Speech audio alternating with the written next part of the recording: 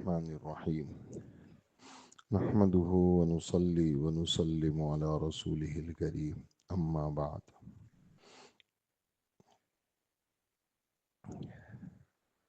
فجر رمضان المبارک میں اسلامی عقائد کو آپ حضرات سنتے ہیں.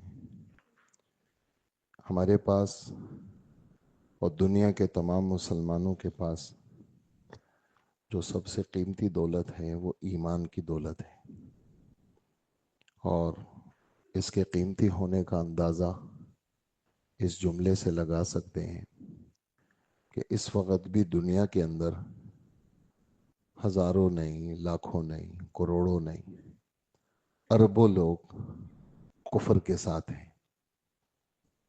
اور اپنے اس کفر کے اوپر ان کو کوئی افسوس بھی نہیں ہے، بلکہ وہ اپنے اس کفر کے اوپر مطمئن ہیں. ہمارے رب قرآن پاک میں ایک بات فرماتے ہیں، کل حزب بما لدیہم فرحون. دنیا کے جتنے کافر ہیں وہ سب اپنے اپنے عقیدے کے اوپر خوش ہیں.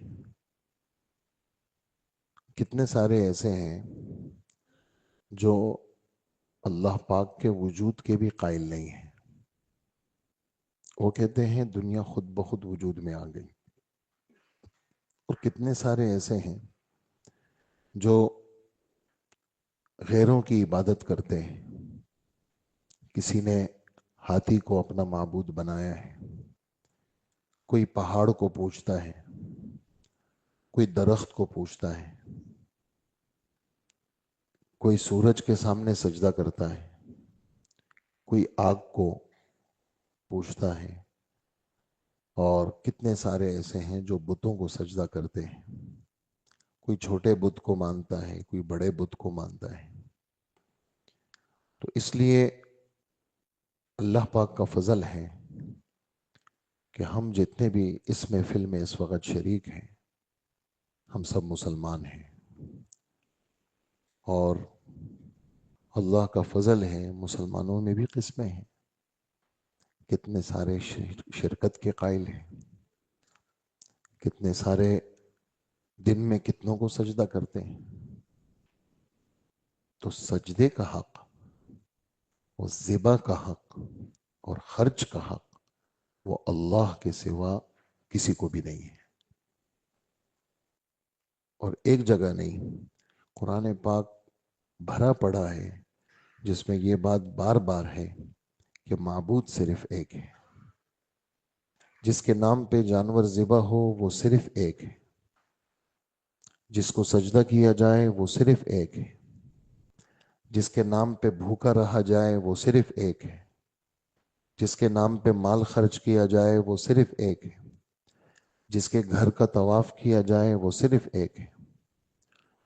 جتنی بھی بڑی ہستی ہو، یعنی ہستیوں میں محمد صلی اللہ علیہ وسلم سے بڑھ کر کوئی بھی نہیں ہے کہ اللہ جل جلالہ نے ان کو وجہ کائنات بنایا کہ آپ کی برکت سے دنیا وجود میں آئی، آپ کی برکت سے آسمان اور زمین بنے ہیں، آپ کی برکت سے اوروں کو عزت ملی ہے.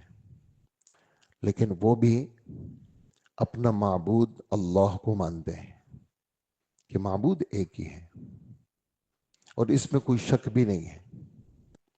جا بجا قرآن پاک میں جب ہم تلاوت کرتے ہیں وہاں پر ہمارے رب نے کافروں کی من جملہ خرابیوں میں ایک خرابی یہ بھی بیان کی ہے کہ وہ شک میں ہے. انہم لفی شک منہ مریب، کہ یہ کفار شک شبے میں ہیں. تو اس وقت جو موجودہ وقت ہے اس میں اللہ جل جلالہ کا وجود، اللہ کی بڑائی، اللہ کی عظمت، اللہ سے سب کچھ ہونا، اللہ کے کارنامے ایسے کہ دنیا کا کوئی فرد بڑا سے بڑا ماہر اللہ کے کارناموں میں شریک نہیں ہو سکتا. یعنی اللہ جل جلالہ نے آسمان بنایا، مثال چھوٹی سی مثال ہے، ہمیں نظر آتا ہے، لیکن کوئی دنیا میں آج تک ایسا فرد پیدا نہیں ہوا کہ آسمان کو چھو سکے انسانوں میں. حضور صلی اللہ علیہ وسلم گئے ہیں، اللہ کے حکم سے گئے ہیں. اسی آسمان میں دروازے بھی ہیں. وَفُتِحَتِ السَّمَاءُ فَكَانَتْ أَبْوَابًا، قرآن میں ہے اما پارے میں. لیکن اس آسمان کو کوئی ہاتھ نہیں لگا سکا. چاند تک تو پہنچے ہیں لیکن سورج تک نہیں پہنچ سکے، آسمان تک نہیں پہنچ سکے. کتنا بڑا ماہر ملک ہو جو اپنے عسکری طاقت پر جس کو جتنا بڑا فخر ہو، لیکن اللہ جیسا کارنامہ آج تک کوئی نہیں کر سکا. ہمارے رب فرماتے ہیں یہ سارے جمع ہو جائیں. 17واں پارہ اس کا آخری رکو، یہ سارے جمع ہو جائیں. لن يخلقوا ذبابا ولو اجتمعوا له. اللہ اکبر. یہ جو ہمارے عربی گرامر ہے اس میں لن کا لفظ جو ہے نا، لن، یہ مستقبل میں کسی فعل کی نفی کے لیے آتا ہے. مثلا لا ینصر، زید مدد نہیں کر رہا. ایک ہے لن ینصر، زید ہرگز مدد نہیں کرے گا. تو یہ مستقبل میں کسی چیز کی نفی کے لیے آتا ہے. لن یخلقوا ذبابا، یہ جتنے بھی غیر ہیں یہ ہرگز ایک مکھی پیدا نہیں کر سکتے. وَلَوِ اجْتَمَعُوا لَهُ، سارے جمع ہو جائیں ایک مکھی کو پیدا نہیں کر سکتے. اللہ جیسی مکھی کو پیدا کر کے دکھائیں. اندازہ لگائیں، طاقت کو دیکھیں. جہاز بنا لی آپ نے، لیکن اپنی روح پہ چلنے والی مکھی، اڑنے والی، پیدا ہونے والی اور کسی چیز کو اٹھانے والی، ایسی مکھی بھی کوئی پیدا نہیں کر سکتا. یہ اللہ پاک ان کے فعل کی نفی کر رہے ہیں. تو اس لیے اللہ کے وجود کو ماننا، اور یہ والی بات کافر لوگ کہتے ہیں کہ ایسی چیز کو تم مانتے ہو جو نظر نہیں آتی، یہ ان کا سب سے بڑا اعتراض ہے. اور ہمارے چھوٹے چھوٹے معصوم ذہن کالجوں میں، یونیورسٹیوں میں ان بدبختوں کے ہاتھ چڑھ جاتے ہیں، اور ہمارے چھوٹے چھوٹے بچوں کو پڑھائی کے نام پر وہ ملحد بناتے ہیں، اور ان کے دل دماغ سے اللہ جل جلالہ کا وجود ختم کرنے کی کوشش کرتے ہیں. تو جی نظر نہیں آتے، تم لوگ کیسے خدا کو مانتے ہو جو نظر ہی نہ آئے؟ جی ہاں، اللہ جل جلالہ ایک دن نظر آئیں گے اور ہم سب ان سر کی آنکھوں سے دیکھیں گے. لیکن اس دنیا میں ان آنکھوں میں وہ طاقت نہیں ہے جو اللہ کو دیکھ سکے. ایک دن آنے والا ہے، اس کا ذکر قرآن پاک میں ہے، سورہ قیامہ کے اندر ہے، کہ بہت سارے چہرے تر و تازہ ہوں گے اور اللہ کو دیکھ رہے ہوں گے. کیسے دیکھیں گے، کیسے ہوں گے اللہ، وہ وہیں پتہ چلے گا. بہت ساری چیزیں سمجھانا اس کائنات میں مشکل ہے. قبر میں دفن ہوا بندہ، قبر میں دفن ہوا بندہ اور قبر میں فرشتے آ گئے. یار چھوٹی سی جگہ میں فرشتے آ گئے. قبر میں دفن ہوا بندہ جنت دکھائے گی، اتنی چھوٹی سی جگہ میں جنت. قبر میں دفن ہوا بندہ وہ دوزخ دکھائے گی، اتنی چھوٹی سی جگہ پہ. قبر میں دفن ہوا بندہ، اس کی قبر میلوں کھل گئی. یہ سب باتیں سچ ہیں. کیوں؟ ایک سچی خبر دینے والے نے خبر دی ہے. اسی طرح اللہ کا دیدار یہ سچ ہے. کیوں؟ ایک سچی خبر دینے والے نے خبر دی ہے. تو دنیا میں اللہ نے اپنے آپ کو دکھایا نہیں ہے، لیکن اللہ نے اپنی قدرت کی ایسی نشانیاں بتائی ہے. دنیا کے اندر اپنی قدرت کی ایسی نشانیاں بتائی ہے کہ ہم ان نشانیوں سے اللہ کو پہچان سکتے ہیں. اور پھر یہ والی بات کہ بن دیکھے ہم اللہ پہ کیسے ایمان لائے کہ نظر نہیں آتے، تو اس کا جواب یہ ہے کہ کتنی ساری چیزیں ایسی ہیں جو بن دیکھے ہم مان لیتے ہیں. اس محفل میں ہم نے ایک عبداللہ نامی لڑکے کو کھڑا کیا. ہم اس سے کچھ سوالات کرتے ہیں، وہ ہمیں جواب دیتا ہے.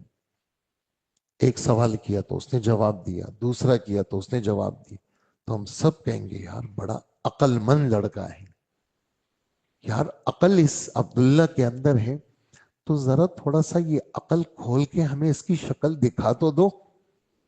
اس محفل میں ڈاکٹر بھی بیٹھے ہیں، سرجن بھی ہیں، اور اپنے شعبے کے ماہرین بھی ہیں، اور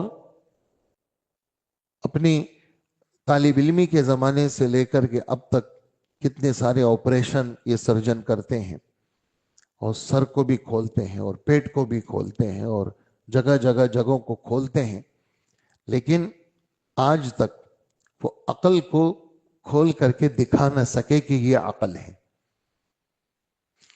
کتنے ہم سب جتنے یہاں بیٹھے ہیں، ہم سب میں ایک چیز حرکت کر رہی ہے جس کی وجہ سے ہم دیکھ رہے ہیں، آپ سب مجھے دیکھ رہے ہیں، میں آپ کو دیکھ رہا ہوں.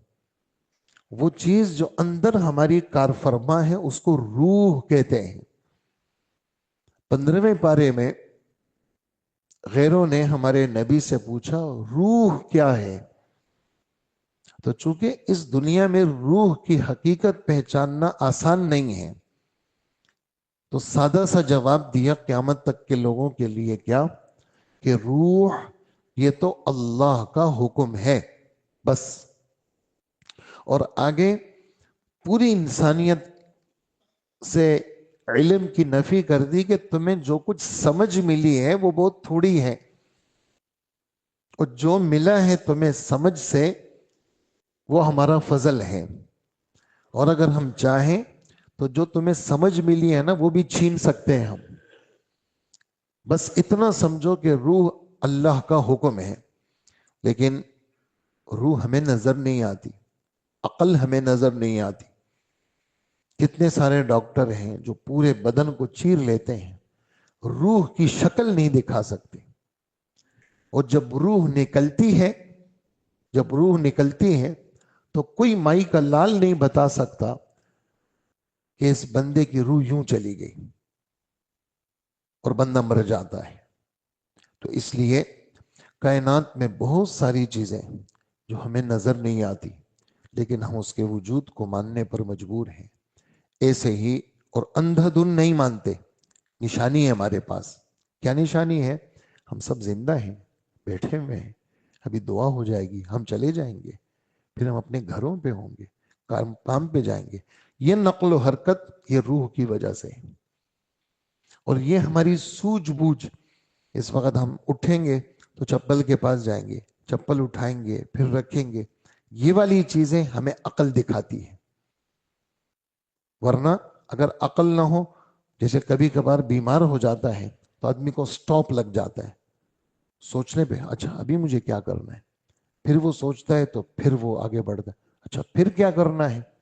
بعض اللہ ہم سب کی حفاظت کرے، بعض بیماریاں عقل بند ہو جاتی ہے، آدمی آگے کی نہیں سوچ سکتا کہ مجھے کیا کرنا ہے، اور جب عقل چل رہی ہوتی ہے تو ٹھکا ٹھک چل رہی ہوتی ہے. تو اس کا روک دینا، اس کا چلا دینا، یہ صرف اللہ کے اختیار میں ہے. تو عرض یہ ہے کہ ہمارا یہ جو بیان شروع ہوگا وہ اس میں اللہ کے متعلق ہمارا کیا عقیدہ ہونا چاہیے، بہت اہم موضوع ہے. اس لیے میں آپ سب سے عرض کروں گا اپنے بچوں کو لائیں، ان محفلوں میں بٹھائیں. 15-20 منٹ کی بات ہے، وہ سال میں ایک دفعہ آتی ہے، اور جمعے میں ہم بچوں کو نہیں لا سکتے، اسکولوں میں ہوتے ہیں. جمعے میں بچے اسکولوں میں ہوتے ہیں، ورنہ جمعے کی چھٹی ہوتی تھی تو بچوں سے ہماری محفل آباد ہوتی تھی. تو ان چھوٹے بچوں کو معمولی نہ سمجھے. ہمیں تو ہمارے حضرات رائے ونڈ میں اور مراکز میں یہ ہدایات دیتے ہیں کہ 15-20 منٹ اللہ کے رسول کی باتیں، فضائل اعمال اپنے گھروں کے اندر پڑھ کے سنایا کرو. 6 مہینے کا دودھ کا بچہ بھی اس میں بٹھایا کرو، وہ اپنی ماں کی گود میں ہو، اس 6 مہینے چھوٹے والے بچے کو بھی حقیر مت سمجھو، یہ کیا سمجھے گا، اس کو بھی بٹھاؤ. یہ روشنی جو اللہ کے نام کی اور اللہ کے رسول کے نام کی اور اللہ کے کلام کی اور اللہ کے رسول کے کلام کی، یہ روشنی ہمارے بچوں میں بھی منتقل ہوگی. تو جب روزانہ گھروں میں 15-20 منٹ پورا گھر بیٹھے، بہو بھی بیٹھے اور بیٹی بھی بیٹھے اور دادی بھی بیٹھے اور والدہ بھی بیٹھے اور دادا بھی بیٹھے اور پوتا بھی بیٹھے، یہ سب جب نشستوں میں بیٹھیں گے تو اللہ پاک ہمارے گھروں کو گمراہی سے بچائیں گے۔ اور ہم اپنے مارکیٹوں میں کام شروع کرنے سے پہلے اللہ اور اس کے رسول کی باتوں سے ابتدا کریں۔ سوق المسلمین مصلاہم، یہ بات کیا ترجمہ ہے اس کا؟ کہ مسلمانوں کے جو بازار ہے یہ مسلمانوں کے نماز پڑھنے کی جگہ ہے، مصلی ہے، یہ صرف کاروباری ادارے نہیں ہیں، یہاں تو اللہ کا دین زندہ ہوتا ہے۔ تو اس لیے ہماری یہ نشست اللہ نے چاہا آج اس کا پہلا دن ہے، اور اللہ کے متعلق ہمارے دل میں کیا بات ہونی چاہیے، اللہ کے فرشتوں کے متعلق ہمارے دل میں کیا عقیدہ ہونا چاہیے، اللہ کے رسولوں کے متعلق، محمد الرسول اللہ کے متعلق، قرآن پاک کے متعلق، تقدیر کا بیان۔ لوگ شک شبے میں ہیں آسمانی باتوں میں، اچھا ایسا بھی ہے، نہیں نہیں ایسا تو نہیں ہو سکتا، کیوں؟ میری عقل نہیں مانتی۔ تو دیکھیں اپنی عقل کو کچھ دیر کے لیے پیچھے رکھنا ہوگا اور نقل کو آگے رکھنا ہوگا۔ مثال دے دوں تو بات اچھی سمجھ میں آ جائے گی۔ میرے پاس 1,00,000 روپے ہیں، میں نے 1,000 روپے اللہ کے نام پہ دے دیے تو 99 رہ گئے، اور خدا نہ کرے کسی کے پاس 1,00,000 روپے ہیں، اس کو 1,00,000 روپے سود کے مل گئے، حرام کے مل گئے، تو 1,00,000 1,000 ہو گئے، ادھر 2,000 کم ہو گئے، یعنی 99 ہو گئے، وہاں 1,00,000 1,000 روپے ہو گئے۔ آنکھیں کیا دیکھ رہی ہیں کہ اس آدمی کے پاس 99 ہیں اور اس آدمی کے پاس 1,00,001 ہے، لیکن ہمارے رب کچھ اور فرماتے ہیں۔ تیسرا پارہ اس میں اعلان کرتے ہیں، یمحق اللہ الربا ویربی الصدقات، یہ جو سود اور حرام کے پیسے ہیں اللہ اس کو جڑ سے ختم کریں گے۔ محق کہتے ہیں کسی چیز کو مٹا دینا، اللہ پاک اس کو جڑ سے مٹائیں گے، یعنی اس میں برکت کبھی بھی نہیں ہوگی۔ اور جس نے 1,00,000 روپے میں 1,000 روپے خدا کے نام پہ دیے، 99 رہ گئے، ہمارے رب فرماتے ہیں اس 99 میں اللہ برکت دیں گے۔ تو نقل اور آنکھیں کچھ دیکھ رہی ہیں اور ہمارے رب کچھ فرما رہے ہیں، اس لیے شریعت کی باتوں میں اپنے اس سمجھ کو تابع دار بنانا ہوگا، اس کے مطابق نہیں چلنا ہوگا کہ بھئی یہ جو اس میں آ رہا ہے یہ صحیح ہے، نہیں، جو قرآن و حدیث میں ہے وہ صحیح ہے۔ بار بار مولانا یوسف صاحب کی بات نقل کروں گا جو ہمارے تبلیغی جماعت کے اکابر اور بانیوں میں ہیں، وہ فرماتے ہیں جب اللہ اور اس کے رسول کی بات سنو تو اپنے دل پہ ایک چوٹ مارا کرو، چپکے چپکے، کیا؟ یا اللہ یہ حق ہے اور سچ ہے۔ کیا چوٹ مارو گے؟ یہ حق ہے اور سچ ہے۔ تو جو ادھر ادھر کا وسوسہ آئے گا نا، پتہ نہیں امام صاحب کی بات صحیح بھی ہے یا نہیں، وہ وسوسہ ہمارے اس چوٹ مارنے سے اللہ اس وسوسے کو بھی ختم کریں گے۔ تو امید ہے کہ ہم خود بھی بیٹھیں گے اور دوسروں کو بھی دعوت دیں گے، اس لیے کہ کبھی کبھار یاری دوستی میں بیٹھنے سے لوگوں کی زندگیاں بدل جاتی ہیں۔ بھئی ہم تو بیٹھ گئے، یار میں تو مذہب میں شک میں تھا، یار اللہ نے میرا شک ختم کر دیا، یا تیری وجہ سے ختم ہوا۔ اس لیے اپنے بچوں کو کبھی بھی کمعقل نہ سمجھے، یہ بچے ہیں ان کو کیا پتا، نہیں، چھوٹے چھوٹے بچے یہ ہمارا سرمایہ ہے، اور یہ ہماری اولادیں ہماری موت کے بعد ہمارا نام، ہمارا کام ان کی برکت سے زندہ ہوگا۔ اس لیے ان بچوں کو ان محفلوں میں لائیں، نماز جماعت سے پڑھوائیں، روزہ ہم رکھوا لیتے ہیں، نمازیں چھڑوا دیتے ہیں، تو نمازیں بھی پڑھوائیں، اور ان مبارک محفلوں میں اپنے بچوں کو، اپنے دوستوں کو بیٹھنے کی دعوت دیں۔ آج میں اسی پہ اپنی بات ختم کروں گا، کل سے باقاعدہ ہمارا سبق شروع ہوگا۔ اللہ پاک ہمیں بیٹھنے کی، سننے کی، عمل کرنے کی اور آگے پہنچانے کی توفیق عطا فرمائے۔ اللہم صلی علی سیدنا و مولانا محمد وآلہ واصحابہ اجمعین۔ اے اللہ ہمارے گناہوں کو معاف فرما، ہماری مغفرت فرما۔ ایک دعا میں عربی میں مانگوں گا، پھر اس کا ترجمہ کروں گا، آپ دعا پہ بھی آمین کہیں، ترجمے پہ بھی آمین کہیں۔ اللہم حبب الینا الایمان، اے اللہ ایمان کو ہمارے دلوں کے اندر محبوب بنا، وزینہ فی قلوبنا، اے اللہ ایمان کو ہمارے دلوں میں خوبصورت بنا، وکرہ الینا الکفر والفسوق والعصیان، اے اللہ ہمارے دلوں کے اندر کفر کو ناپسند بنا، حکم عدولی کو ناپسند بنا، اور نافرمانی کو ناپسند بنا، وجعلنا من الراشدین، اور اے اللہ ہدایت یافتہ لوگوں میں اور دوسروں کو رہنمائی کرنے میں آپ ہمیں نبیوں کا نائب بنا۔ اللہم انا نسألک ایمانا یباشر قلوبنا، اے اللہ ہم آپ سے ایسا ایمان مانگتے ہیں جو ہمارے دل دماغ میں رچ بس جائے۔ اللہم انا نسألک ایمانا کاملا، اے اللہ ہم آپ سے کامل ایمان مانگتے ہیں۔ وَيَقِينًا لَيْسَ بَعْدَهُ کفر، ایسا یقین مانگتے ہیں کہ یا اللہ اس کے بعد کفر ہمارے دلوں میں کبھی بھی نہ آئے۔ وَرَحْمَةً نَنَالُ بِهَا شَرَفَ كَرَامَتِكَ، اے اللہ ایسی رحمت ہم آپ سے مانگتے ہیں، استقامت مانگتے ہیں۔